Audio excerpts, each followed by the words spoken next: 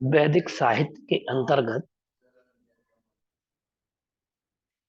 हम चर्चा करने जा रहे हैं ब्राह्मण ग्रंथों की, ब्राह्मण साहित्य की, जो कि वेद के की संहिताओं के पश्चात वेदों की व्याख्या करने वाले ग्रंथ अगर कोई है तो ब्राह्मण ग्रंथ है। यहाँ ब्राह्मण से तात्पर्य जो है वो केवल एक जाति से नहीं है, एक वर्ण से बिल्कुल भी नहीं है। यहाँ ब्राह्मण ग्रंथ की बात की जा रही है। हम इस तथ्य को जान लें और समझ लें कि यहाँ ब्राह्मण ग्रंथों की बात की जा रही है, ना कि किसी वर्ण विशेष की, जाति विशेष की। ये वेदों का भाग है जो कि संहिताओं के बाद क्रम आता है जिसका, तो उसको ब्राह्मण कहा गया है, उसे ब्राह्मण की कोटि में रखा गया है, ब्राह्मण ग्रंथों के उस क्रम में रखा गया है जो वेदों की व्याख्या करते हैं। वेदों की व्याख्या करने वाले जो ग्रंथ हैं, जिनमें वेदों की व्याख्या से संबंधित, उनके प्रतिपाद्य से संबंधित, उनके अर्थों से संबंधित, उनकी क्रिया विधियों से संबंधित जो भी वर्णन जिसमें किया गया है वह ब्राह्मण है।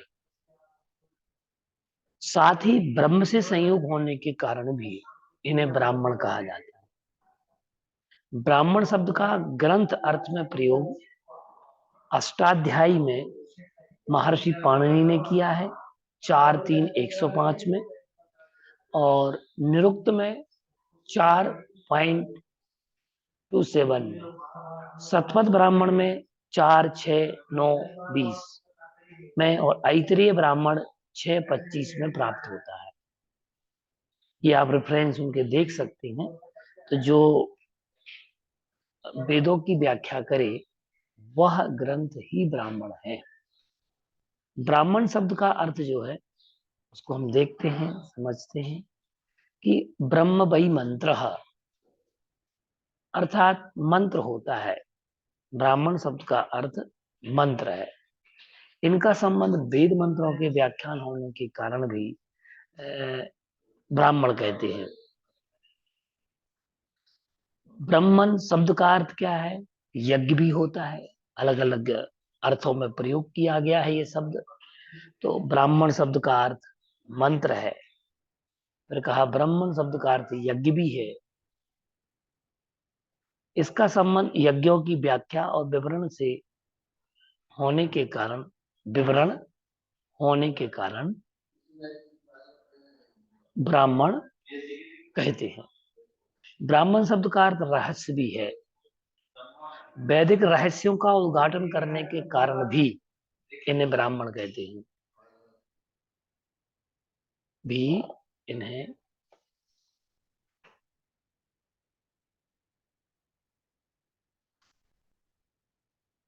ब्राह्मण कहते हैं।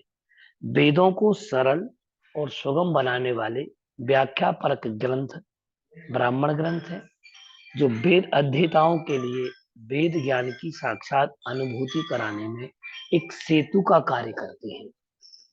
और मूलभूत अगर हम कहें कि वेदों की व्याख्या करने वाले ग्रंथ क्या है? ब्राह्मण। जैसे कहा कि वेद नामानि नामी मानी व्याख्यानानि ब्राह्मणानि, ये आया ब्रह्मो ही यज्ञ, ब्रह्म ही यज्ञ है, यज्ञ ही ब्रह्म है। अब हम बात कर लें कि इनका प्रतिपाद्य या विषय वस्तु ब्राह्मणों की क्या है। तो वैदिक साहित्य को 4 भागों में विभक्त किया गया है: संहिता, ब्राह्मण, आरण्यक और उपनिषद। संहिता साहित्य के बाद ब्राह्मण ग्रंथों का बृहद साहित्य द्वितीय क्रम पर उपलब्ध होता है। ब्राह्मण ग्रंथ जो है ये अति विशाल है, व्याख्यात्मक है, गद्यात्मक है, यज्ञ विधान काल का के यज्ञ विधान का के निर्देशक हैं, उनका अधिकारी और निरूपक है। अधिकारी और उनके अधिकारों का अधिकारी और अधिकार, मुख्य रूप से क्यों जहां अधिकारी होता है वहां अधिकार की बात भी की जाती है। तो अधिकार निरूपक है ये ब्राह्मण ग्रंथ, किसको किस चीज का अधिकार दिया गया है। तो ब्राह्मण ग्रंथों में अनेक प्रकार के यज्ञ, अनुष्ठान, आख्यान, कर्म मीमांसा आदि विविध शास्त्रों के उदय का सार्थक एवं विस्तृत वर्णन प्राप्त होता है। ये ब्राह्मण ग्रंथ हैं जिसमें जो व्याख्यात्मक हैं, गद्यात्मक हैं, यज्ञ विधान काल के निर्देशक हैं, का जो निर्देशक होता है उनका अधिकारी और अधिकार निरूपक हैं। तो ब्राह्मण ग्रंथों में अनेक प्रकार के यज्ञों का, अनुष्ठानों का, आख्यानों का, कर्मों की मीमांसा का, विविध शास्त्रों के उदय का सार्थक एवं विस्तार पूर्वक वर्णन किया गया है, वह कहलाते हैं ब्राह्मण। तो ब्राह्मण ग्रंथों के प्रतिपाद्य विषय को हम अगर देखते हैं तो यह अर्थवाद, उपनिषद, इन तीन भागों में विभक्त किया गया। विधि, अर्थवाद और उपनिषद, तीन भागों में विभक्त किया गया है। विधि भाग ही ब्राह्मण ग्रंथों का मुख्य विषय है, जिसमें यज्ञ को श्रेष्ठतम कर्म, यज्ञो वै श्रेष्ठतमम कर्म कहा गया है। यज्ञो वै श्रेष्ठतमम कर्म, ये बात कही गई है कि यज्ञ ही जिसका श्रेष्ठ कर्म है। तो जो हेतु, निर्वचन आदि 10 विधियों सहित कब, क्यों, कैसे, किन नियमों, साधनों के द्वारा, कैसे, कब, क्यों, कैसे, किन नियमों और साधनों के द्वारा संपन्न होगा आदि अनेक समाधान दिए गए हैं। वाचस्पति मिश्र ने ब्राह्मणों के निर्वचन, विनियोग, प्रतिष्ठान और विधि, ये 4 प्रयोजन बताए हैं। एक तो निर्वचन करना, विनियोग करना, प्रतिष्ठान करना और विधि, ये 4 प्रयोजन ब्राह्मण ग्रंथों की बतलाए गए हैं। अर्थवाद के अंतर्गत हम अगर देखें तो यज्ञ में निंदनीय, प्रशंसनीय सामग्री का वर्णन भी किया गया है कि कौन सी सामग्री निंदनीय है, कौन सी प्रशंसनीय है। यह बात भी की गई है। कहाँ पर? ब्राह्मण ग्रंथों में। तो ब्राह्मण ग्रंथों की हम बात करते हैं तो हम इसमें देखते हैं और पाते हैं कि जो ब्राह्मण ग्रंथ है तो उपनिषद भाग में आध्यात्मिक, दार्शनिक विचारों का समावेश तो है ही, साथ में विद्या, अविद्या, ईश्वरीय जगत माया, जीवन मृत्यु से मुक्ति आदि महत्वपूर्ण तत्वों का विवेचन किया गया है। अब हम अगर देखें कि इनके अतिरिक्त मीमांसा सूत्र जो हैं, तो मीमांसा सूत्र सावर भाष्य में, मीमांसा सूत्र सावर भाष्य में सवर स्वामी ने ब्राह्मण के 10 विषय कहे हैं कि कौन कौन से वह विषयों पर प्रकाश डालेगा। उन्होंने एक श्लोक दिया है, हेतु निर्वचनम निंदा प्रशंसा संशयो विधि परक क्रिया पुरः कल्पो व्यवधारण कल्पना उपमानम दशैते तो विधियो ब्राह्मणस्य तो हेतु, निर्वचन, निंदा, प्रशंसा, संशय, विधि, प्रक्रिया, पुराकल्प, व्यवधारण, कल्पना, उपमान आदि, इन 10 साधनों को भी ब्राह्मण ग्रंथों का वर्ण विषय माना है। तो मुख्य रूप से हम देखें कि जो ब्राह्मण ग्रंथ है, इन ब्राह्मण ग्रंथों में यज्ञों का हेतु क्या है, उसकी निर्वचन क्या होगी, कौन सी सामग्री निंदनीय है, कौन सी प्रशंसनीय है, संशय उसकी विधि क्या है, इन सब चीजों का वर्णन ब्राह्मण ग्रंथों में दिया गया है। अब हम अगर देखें इस चीज को, तो सामान्यतः ब्राह्मण ग्रंथों में यज्ञ यज्ञ महत्व, वर्ण व्यवस्था, स्त्रियों की अवस्था, नैतिकता, धर्म शब्द, व्युत्पत्तियां, आख्यान, स्वर्ग, नरक, दार्शनिक तत्वों का विशेष वर्णन किया गया है। अर्थात सामान्यतः ब्राह्मण ग्रंथों में यज्ञ का महत्व, वर्ण व्यवस्था की बात की गई, स्त्रियों की क्या अवस्था थी यह बात कही गई, और नैतिकता, धर्म शब्द, व्युत्पत्तियां, आख्यान, स्वर्ग, नरक आदि जो वर्णन है, उन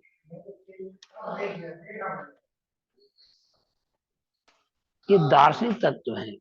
इन दार्शनिक तत्वों का वर्णन उपलब्ध होता है। अब हम ब्राह्मण ग्रंथों की संख्या पर चर्चा कर लें, तो वेद 4 हैं, और 4 वेदों में से 3 वेदों पर ब्राह्मण ग्रंथ उपलब्ध होते हैं। एक वेद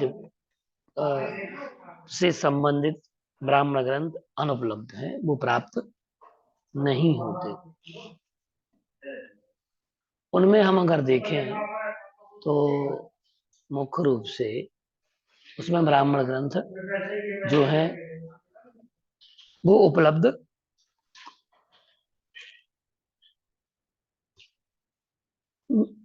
नहीं होते। सभी वेदों से संबद्ध वर्तमान काल में ब्राह्मण ग्रंथों की संख्या कुल 15 है, और इस 15 में जो है, यह मुख्य रूप से हम देखें ऋग्वेद, ये 2 ब्राह्मण ग्रंथ उपलब्ध हैं, जिसमें ऐतरेय ब्राह्मण और सांख्यायन ये नाम है ब्राह्मणों के। तो तो ये ग्रंथों के नाम हैं, इनकी शाखाएं प्रशाखाएं हैं। तो ऋग्वेद से संबंधित 2 ग्रंथ ब्राह्मण ग्रंथ उपलब्ध हैं, ऐतरेय ब्राह्मण और सांख्यायन। यजुर्वेदी में शुक्ल यजुर्वेद का शतपथ ब्राह्मण और कृष्ण यजुर्वेद के 2 ब्राह्मण ग्रंथ तैत्तिरीय और मैत्रायणी, ये 2 हमें प्राप्त होते हैं। सामवेदीय में 9 ब्राह्मण ग्रंथ उपलब्ध हैं। जो जो सामवेदी ब्राह्मण है, सामवेदीय ब्राह्मण है, वो 9 ब्राह्मण ग्रंथ उपलब्ध हैं। अथर्ववेदीय ब्राह्मण केवल एक मात्र उपलब्ध होता है, वो है गोपथ ब्राह्मण। ये चारों वेदों से संबंधित जो ब्राह्मण ग्रंथ हैं वो उपलब्ध हैं। तो इसमें ऋग्वेद का ऐतरेय और सांख्यायन, यजुर्वेद का शतपथ ब्राह्मण और तैत्तिरीय और मैत्रायणी, ये कृष्ण यजुर्वेद से संबंधित हैं, और एक शतपथ ब्राह्मण जो है वो शुक्ल यजुर्वेद से संबंधित है। सामवेदीय 9 ब्राह्मण ग्रंथ उपलब्ध हैं, और अथर्ववेदीय एक ही ब्राह्मण ग्रंथ उपलब्ध है, जो कि गौपद ब्राह्मण। अब हम थोड़ा सा विषय वस्तु ऋग्वेदी ब्राह्मणों की चर्चा हम कर लेते हैं आपसे, कि जो ऋग्वेदी ब्राह्मण हैं उनमें से दो हैं, एक ऐतरेय ब्राह्मण और सांख्यायन ब्राह्मण। तो ऐतरेय ब्राह्मण में क्या क्या वर्णन मिलता है, इससे आपको जानकारी मिलेगी कि वेदों में क्या क्या वर्णन है, क्योंकि इनको जानना भी अनिवार्य है। जब तक आप इन्हें नहीं जानेंगे, नहीं समझेंगे, तो आप उनके बारे में कहीं कोई बात नहीं कह सकते, नहीं लिख सकते। एक शोधार्थी का, एक विद्यार्थी का यह लक्षण है कि वह दोनों पक्ष पर दोनों पक्षों को देख करके ही लिखे। एक पक्षीय लेखन, एक पक्ष का सुनना, एक पक्ष का लिखना और एक पक्ष में निर्णय दे देना निर्णय का कारण बन जाता है, तो ये गलत हो जाता है। तो हमें ये जानना अनिवार्य है कि जो इसमें वेद हैं, वेदों की विषय वस्तु क्या है। तो ये बात हमें जानना है कि वेदों की विषय वस्तु क्या है। तो ऐतरेय ब्राह्मण में आप लोग समझे जाने, एक महिदास ऐतरेय नाम के विद्वान हुए हैं। महिदास ऐतरेय नाम के एक ऋषि हैं। तो उनके द्वारा ये लिखित है, उनके द्वारा विरचित है। ऐतरेय ब्राह्मण 40 अध्यायों, 8 पंचिकाएं और 285 खंडों में विभक्त है। तो महिदास ऐतरेय नामक एक ऋषि थे। उन्होंने ऐतरेय ब्राह्मण की जो विभाजन किया वो 40 अध्यायों में, 8 पंचिकाओं में और 285 खंडों में किया, जिसमें ऋग्वेद संबद्ध यज्ञ में होता ऋत्विक के विशेष कार्यों का वर्णन, सोमयाग संबंधी, अग्निष्टोम, सत्रयाग, सोमयाग, राजसु यज्ञ। आप लोग जो देखते हैं कि राजसु यज्ञ जो है ये, अच्छा एक बात बताओ, किन किन लोगों ने देखा राजसु यज्ञ या नाम सुना हो? कितने लोगों ने नाम सुना है? सुना है लेकिन देखा नहीं। राजसु यज्ञ नहीं देखा? नाम तो सुना होगा राजसु यज्ञ।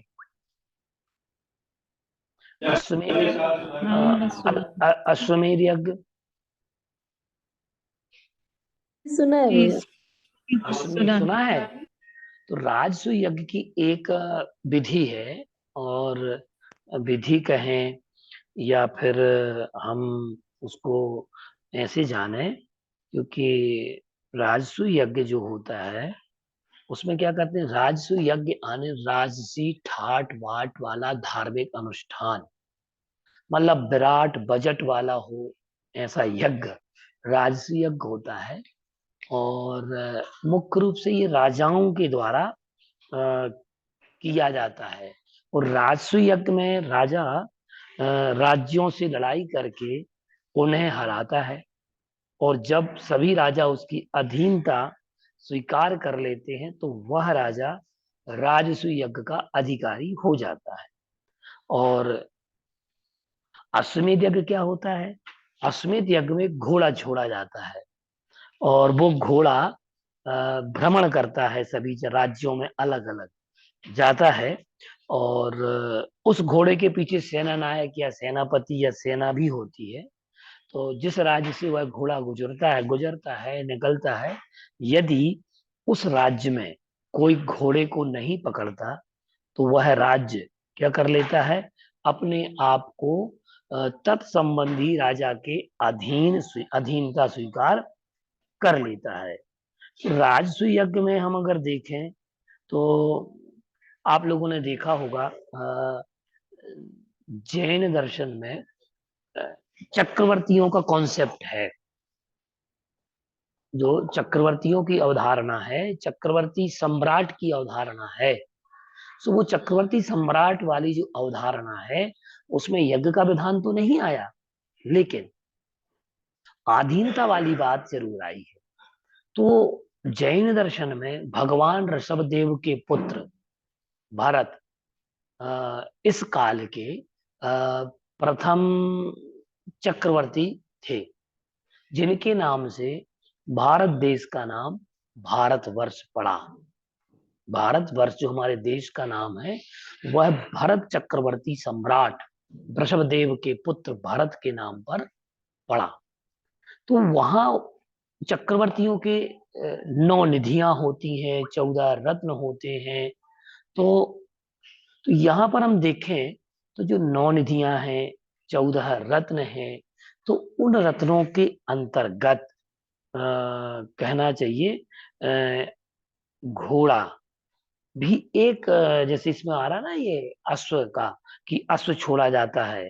तो हम अगर उसमें देखते हैं तो चक्रवर्ती की, सम्राट की 9 निधियां होती हैं और रत्न भी होते हैं। तो उन रत्नों के बारे में भी कहा गया है कि क्या विशेषता है इन रत्नों की, जो जैसे चक्रवर्ती की 9 निधियां हैं, काल, महाकाल, माणवक, पिंगल, नैसर्ग, पद्म, पांडुक, शंख, सर्वरत्न। और चक्रवर्ती के पास घोड़ा होता है जिसको हम अश्वनिधि,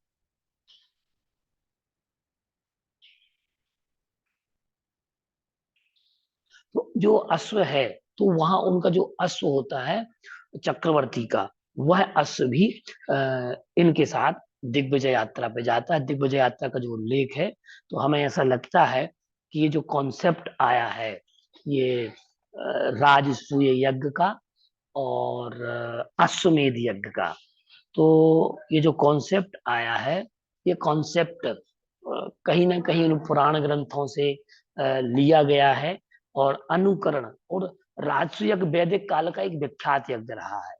इसमें कोई भी राजा चक्रवर्ती सम्राट बनने के लिए किया करता था। तो एक ये वैदिक यज्ञ है और जिसका वर्णन यजुर्वेद में मिलता है। और इस यज्ञ की विधि यह है कि जिस किसी भी राजा को चक्रवर्ती सम्राट बनना होता था, तो वह राजसूय यज्ञ संपन्न कराकर एक अश्वी छोड़ दिया करता था। तो राजसूय यज्ञ के अंतर्गत ये वर्णन हमने जाना। अश्वमेध में क्या होता है, अश्व का हमने आपको बता दिया।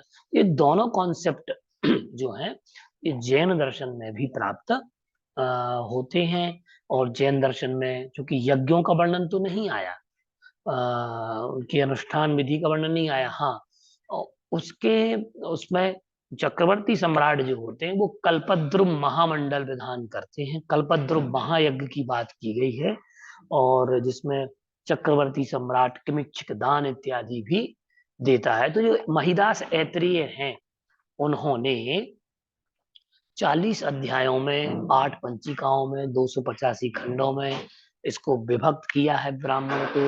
इसमें सोमयाग, राजसूय यज्ञ, अग्निहोत्र, ऐन्द्र महाभिषेक और चक्रवर्ती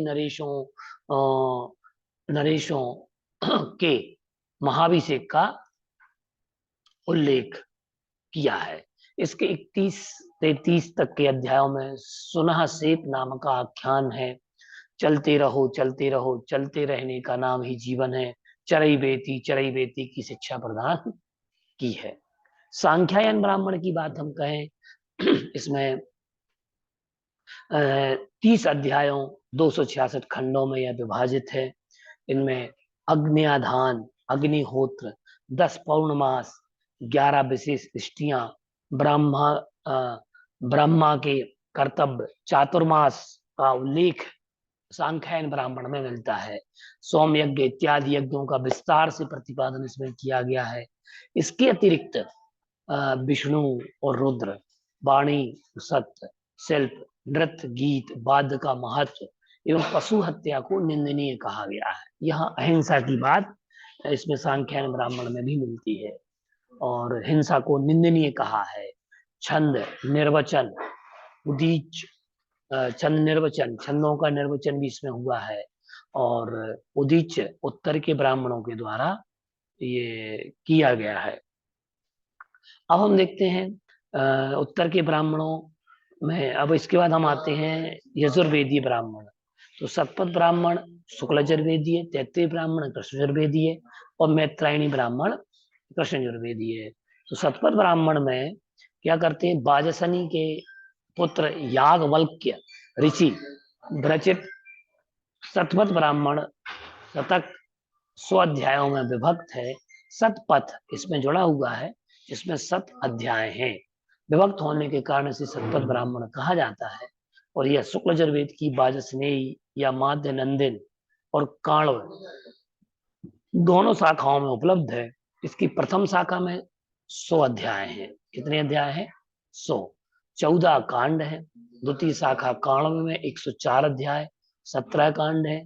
दर्शयाग, पूर्णमास याग, पंच महायज्ञ, अश्वमेध, सर्वमेध, पितृमेध और दर्शरात, राजयज्ञ, ब्रह्म विद्या आदि का वर्णन इसमें समय उपलब्ध होता है। साथ ही इसमें पुरुरवा, उर्वशी, दुष्यंत, भरत, मनु और प्रलय से संबंधित कथाओं का इसमें विस्तृत विवेचन मिलता है। तैत्तिरीय ब्राह्मण की हम अगर बात कहें, तो तैत्तिरीय ब्राह्मण के रचयिता वैशंपायन के शिष्य आचार्य तैत्तिरीय हैं।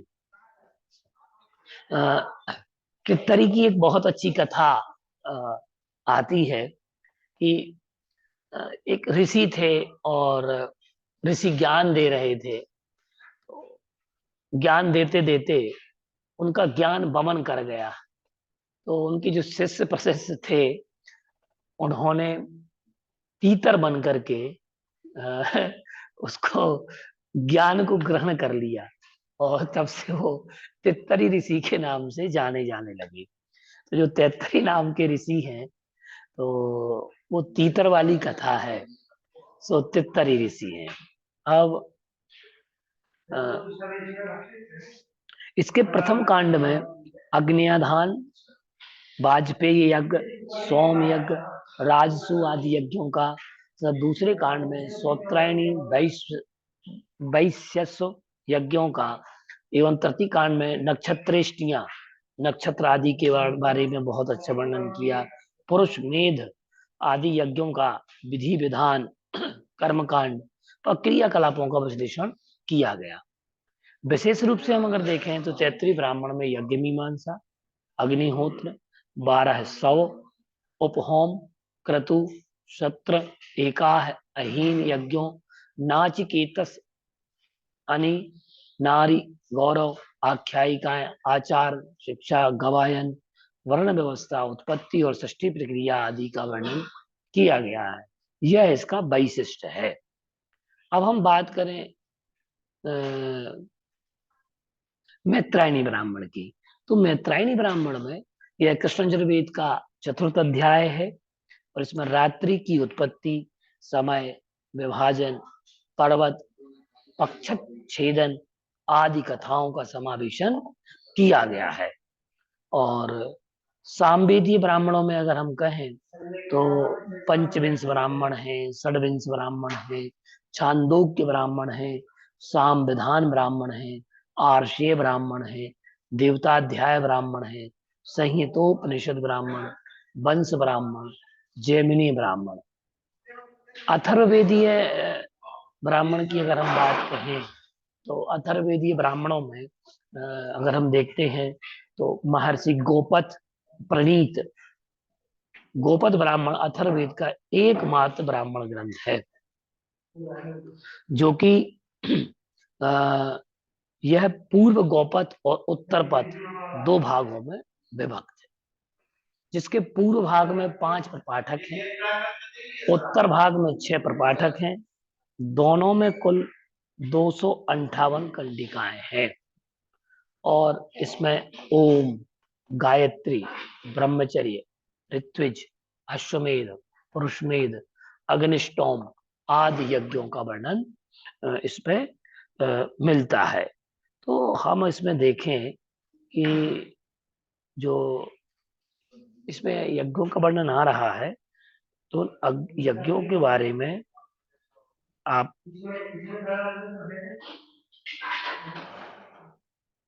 पुरुषमेध को हम नरमेध भी कहते हैं। और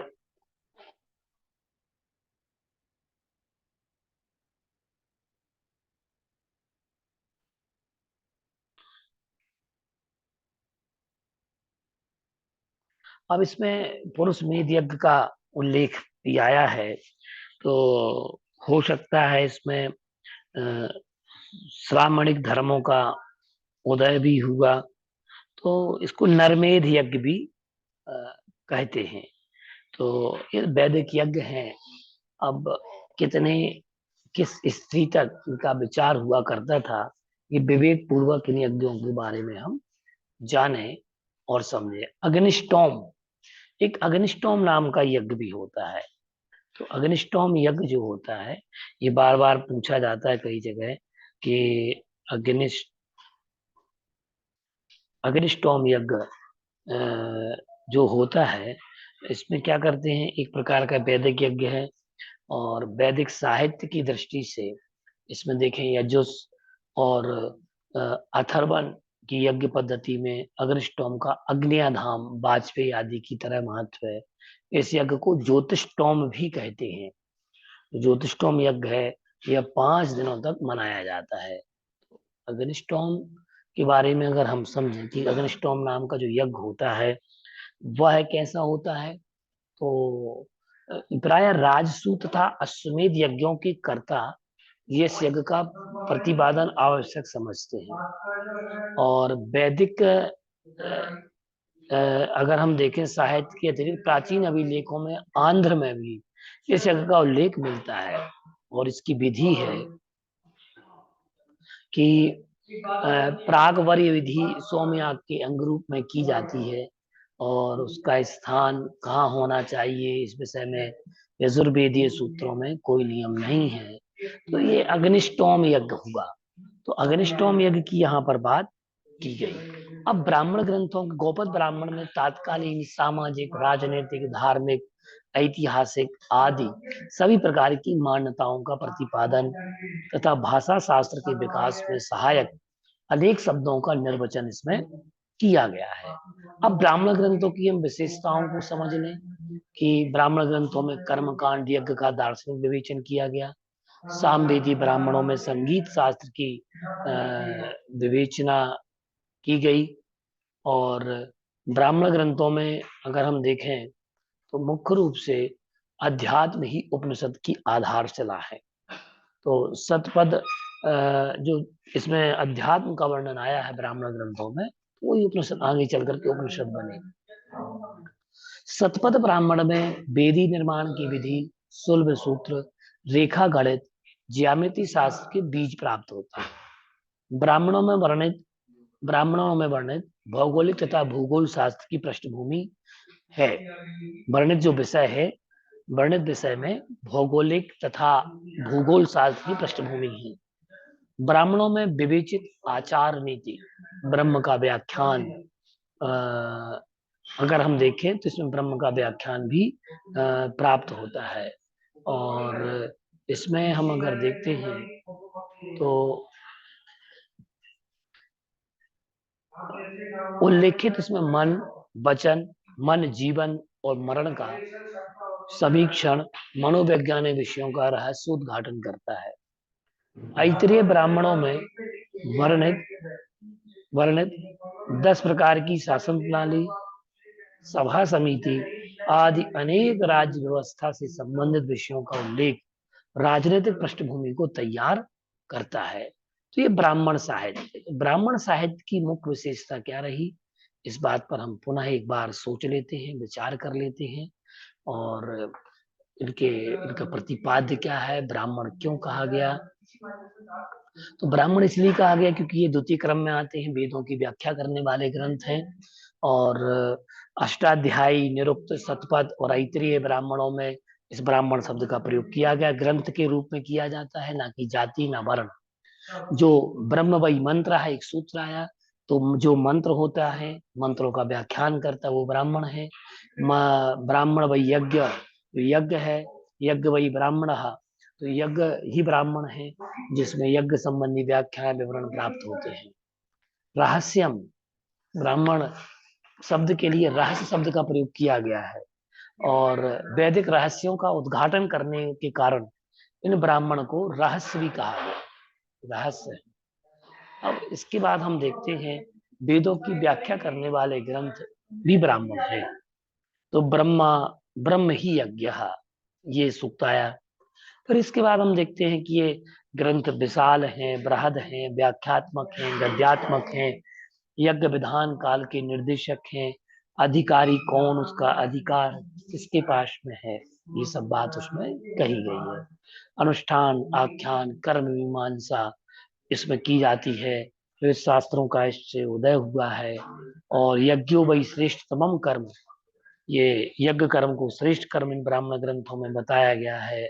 ब्राह्मण जो है इसमें आध्यात्मिक दार्शनिक विचारों का समावेश है।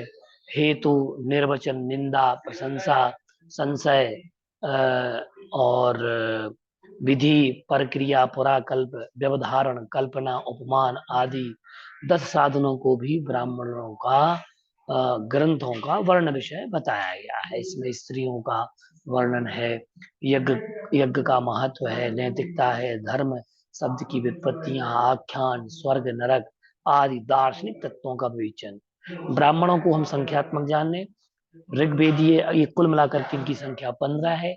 ऋग्वेदीय 2 ब्राह्मण ग्रंथ है, ऐतरेय और सांख्यायन। यजुर्वेद में शुक्ल यजुर्वेद का शतपथ ब्राह्मण, कृष्ण यजुर्वेद के 2 ब्राह्मण, तैत्तिरीय और मैत्रायणी, और सामवेद के लिए 9 ब्राह्मण ग्रंथ है, और अथर्ववेद का 1 ब्राह्मण ग्रंथ उपलब्ध होता है जो है गौपथ ब्राह्मण। तो ये गौपथ ब्राह्मण प्राप्त होता है। अब इसके बाद हम इसको संक्षेप में और जान लेते हैं कि ऐतरेय महिदास ऐतरेय ने ऐतरेय ब्राह्मण